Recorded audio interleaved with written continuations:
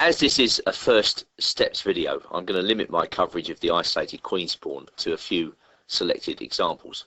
The next game is an interesting one. It shows what happens when the guy with the isolated pawn fails to develop the required amount of activity and slips to a defeat as a result. It's a game from the British Championship played in Oxford back in 1967, probably a game you haven't seen before, between Patty Mead playing white and Gerald Bonner playing with black. And it features a line of the Caro-Kann, which is actually very interesting. It hasn't got a particularly good reputation. That's the line with G6. But as Keith Arkle has shown, the English Grandmaster, you know, White's so-called advantage is not that easy to realise. Now, Mead kicks off with what is thought to be the best move here, queen to b3, and black sacrifices the d-pawn in order to get a good position. This is the way he does it. He lets white take on d5 voluntarily in order to get castled. And black is hoping to regain this pawn in due course with a sequence such as something like knight d7, knight to b6, and then taking on d5. Or black can sometimes play b6, bishop b7, again with the capture on d5. And the logic goes that if black is able to recapture this pawn in peace, then he can have the better game, because white will inherit an isolated queen's pawn behind. So if you like, white has for the time being got two isolated queen's pawn, but one of them is extra. Now white's task in this position is complex. White has got to arrange his pieces and use the isolated queen's pawn to cramp black. This is not at all easy to do. And Mead kicks off with knight ge2, b6, g3.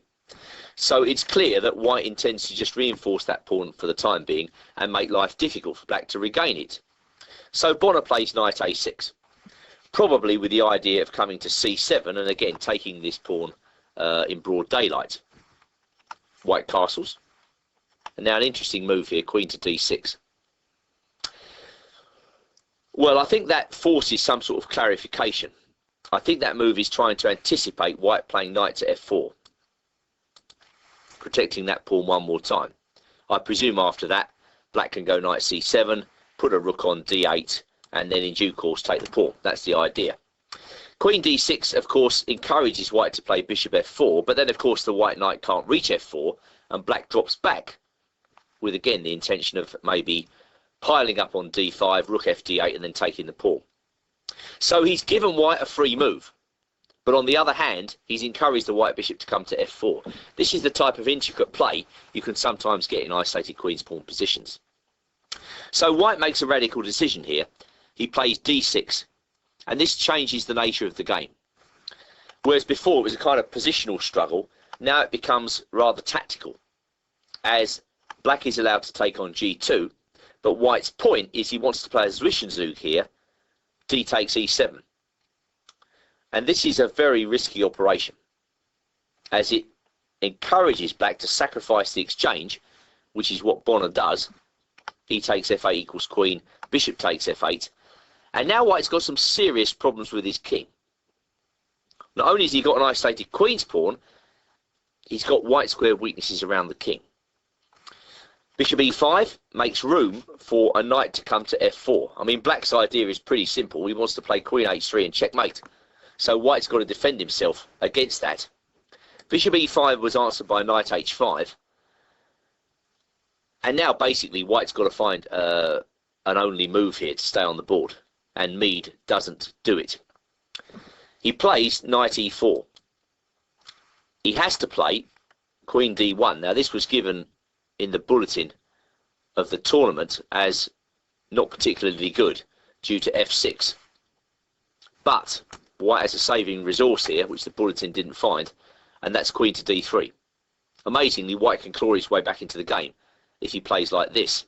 But a counter improvement for black, which I found, is knight to b4, again with the threat of queen h3. And if a3, then we have the brilliant move here, knight f4. And I think this is jolly difficult to meet. It's a very unusual sacrifice, but I think it actually wins the white queen. Black's threatening knight h3 mate. If white takes with the bishop, queen h3. If white takes with the knight, he loses his queen. And now we get a very complex situation here, where black has to defend himself for the time being, but of course he is material ahead. So we get a situation something like this.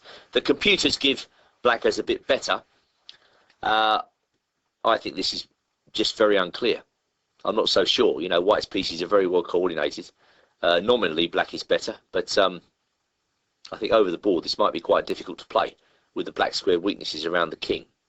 So white had to find that line. I think you'll agree with me, it's very complex. But he didn't in the game. He played knight to e4, bishop takes e4, f3.